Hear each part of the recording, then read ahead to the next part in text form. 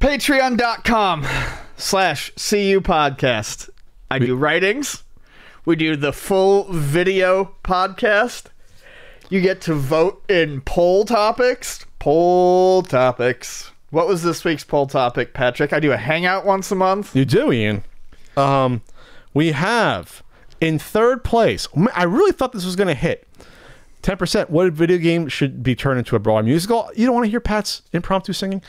In second place, games that you are ashamed to be a fan of, 33%. And in first place, this was mentioned as a Q&A, possibly we said, oh, we'll put up for the poll. YouTube Burnout in light of James and Mike Monday hiatus. Okay, so I guess there was an announced hiatus for James and Mike Monday. James and Mike Monday is the weekly Let's Play show with James Rolfe and his buddy Mike Matei. They've been doing it for like 8 years. It started, I believe it started during the production of the film or pre-production as a way to have more content on the channel. And now they've been doing it once a week for 8 years. So we're talking that's like 400 plus episodes of this. That's insane. And people enjoy them. They do pretty well. Obviously, nothing does as well as AVGN, obviously. But people like them. So I guess they announced a hiatus, and it's going to come back potentially next year. I don't know. I haven't spoken to James about it. But YouTube is a grind, and even if a job seems to be easier than doing an entry-level job or doing an office job, and I've run the gamut of jobs, so don't ever say, Pat, you never worked a job. I've worked supermarket jobs, I've worked college jobs, I've worked in shitty office jobs, I've worked in sun clubs, I've done everything. Even if it's a job you enjoy, at some point you come numb to it, or at some point you want to try to do something different. I mean, when you look at people that play on sports teams, get tired of playing for the same team. You look at actors that don't want to be on a TV show anymore. It's like, oh, you're acting. Well, I've been doing it for 7 fucking years. I want to move on. There's some actors on NCIS for like fucking 13 years. Like the goth character. She finally left. I'm done. How long can I do this fucking show for? How long? I got to do other stuff. I mean, it just happens. You get complacent, not complacent. You just get too used to it. You want to do other things. You might get complacent and stick with the same job for so long. You know, it happens with radio shows. Happened with Mike and the Mad Dog. Was like the most famous radio show.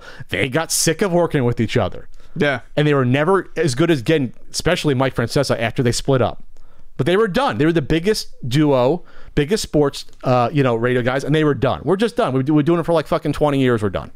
It happens, people, and I'm not gonna know why this particular show is not happening anymore, but burnout is a thing with any job. It's definitely a thing, and it's not shocking to want to see people step away and be like, okay, let's reassess, let's try something else. Plus, audiences change and move on with everything. Yeah, I mean, with bands break up at height of careers. Yeah.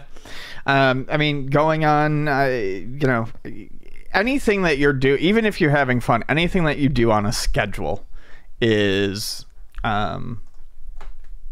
you run the risk of burnout, especially when people are expecting output. When it's expected, you can't just say, I take a step back. I enjoy doing the CE podcast, and I very much enjoy doing extra napkins, but there are definitely times where I just don't want to fucking record, but you've got to go and record, because at that point you're expected to put out something on a weekly basis, and it's fun. But when yes, burnout is a thing that can creep up on even the things that you enjoy doing the most. It just happens. I burned out on DJing, and I stopped DJing for years and years and years. And then I eventually got back into it, but it's just anything fun that gets turned into work in any way, shape, or form suddenly has a kind of a cloud hanging over it. Well, to me, I wouldn't say necessarily a cloud. That makes it sound a little dark. It's no longer just leisure, though. Obviously, you have to act like a professional, and you're on a schedule. It's a job. In a lot of aspects, and the money part. Once you get more comfortable, if you have the money to get by without it, then obviously it becomes less of a need to do it. I mean, look at Seinfeld. When Seinfeld decided to go away, that show was at peak popularity even its last season. Everyone was watching it. they're offering him like $20 million an episode in like mid-90s dollars. I said, no, I'm done. Don't need it anymore. Right. We've done it for like, what was it, 9 years, whatever it was. I'm done. And that's it. Now, maybe if there were gaps in between, like with Curb Your Enthusiasm and Larry David, who co-created Seinfeld, that show, I think, has been on now for like 20 years on and off, because there are gap years. But on and off, there are many, many gap years. There's been like, I think, like 10 seasons in 20 years. So it'd be a few years in a row, 1 year off. 2 in a row, 2 years off. Like, that's how they've been doing them. And so Larry David's probably like, he's probably, yeah, I'll do it if I want to do it. It's a cartoon, but Venture Brothers runs the same way, and I think that's why Venture Brothers has maintained a high level of quality throughout its entire run. If they don't feel like working on it, they're like, well, we'll get at you. We'll let you know when the next season's going to come out. Might be a few years. And yeah, then they'll do it, and then they'll disappear again for a while. Shocked. I actually think that now thinking about it, South Park's now been 23 years. Jesus. And I'm surprised they haven't taken a year off here or there for that, because they with the work they do, and it's so they get those out literally sometimes minutes before airtime. They finish them. That the pressure on them to do those, I'm surprised they haven't taken a year off. Well, this is going to be a fun year. With this fucking fall, holy shit, this is the year from hell. I can't imagine what they're going to cook up. Now I'm getting excited for that. So if it comes back to show, it'll probably come back, be fresh, better than ever.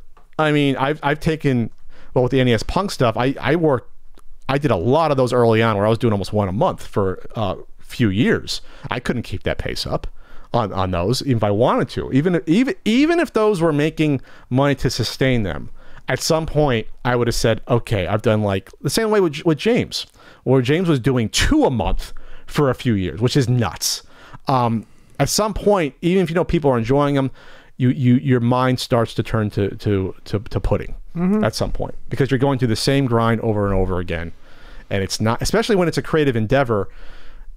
You're not making TVs. You're not pumping out something out of a factory. I think that's what some people, I'm not saying all, some people don't realize if they're not on the creative side, things that, put out a YouTube video. Why can't you put out one a week or one a month? I'm not making a product. Like, I'm not, I have to like make it in my head out of nothing. I'm conjuring up something out of nothing. It's magic in a way when you're creating entertainment. I'm not trying to talk down to people, but I don't think some people understand that it's not as simple as it looks sometimes when you're, make a 20-minute video. That's simple to do. No, it's not. It's really not. It can be very, very difficult to do that. You can get writer's block. You can get editor's block, like me. Writer's block means I promise. Editor's block. You can look at your stuff once you make it and be like, oh, that's not as good as I thought it was going to be, or I got to go back to the drawing board on that, or there's a lot of roadblocks on the way. That's just how it works with any entertainment endeavor there. Yeah, with the Let's Play, there's less writing and preparation, though, but you're still, if me and Ian had to do a weekly Let's Play, I think we would have killed each other. We did the Let's Play thing, and then unfortunately Ian got sick. I don't think that would have lasted a few years if we did that. I think we would have got sick of it. I hated it anyways. I mean, part of it I think was because I was in pain, but my view was skewed. But trying to be naturally funny on the spot while playing games while in pain, it was awful. You were in pain. I couldn't stand it. I think we had some fun playing those Turbo games and some of those NES stuff. Sure. Like the ball, but go back and watch the completely unnecessary Let's Play for the 2 months it lasted in the video. Yeah. For our 8 or 9 episodes there. All right, anything else to add? No.